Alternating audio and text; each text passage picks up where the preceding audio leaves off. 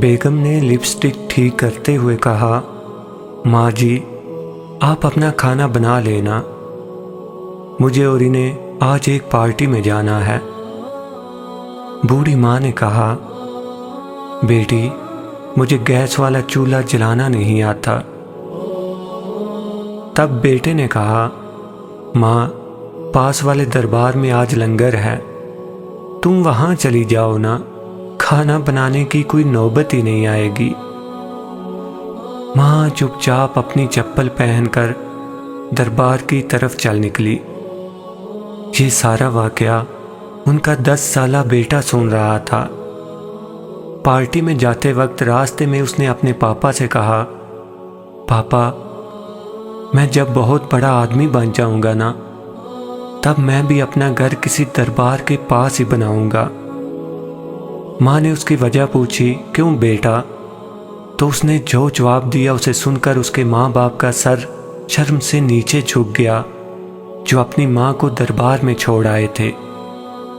اس بچے نے کہا، کیونکہ ماں جب مجھے بھی کسی دن ایسی ہی پارٹی میں جانا ہوا تو تم بھی تو کسی دربار میں لنگر کھانے جاؤ گی نا، اور میں نہیں چاہتا کہ تمہیں کہیں دور کسی دربار میں جانا پڑے۔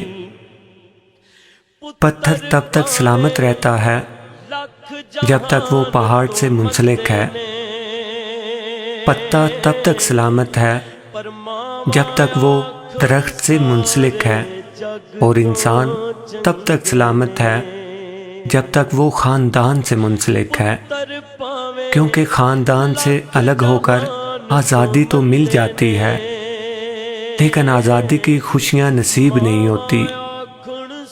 ایک قبر پر لکھا تھا، کس کو کیا الزام دوں دوستو، زندگی میں ستانے والے بھی اپنے تھے اور دفنانے والے بھی اپنے، نہ اپنوں سے کھلتا ہے نہ غیروں سے کھلتا ہے، یہ جنت کا دروازہ ماں کے پیروں سے کھلتا ہے۔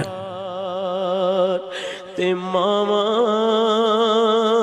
لب دیاں نہیں ہوئے، ٹر جاون ایک بار، تے ماما لب دیاں نہیں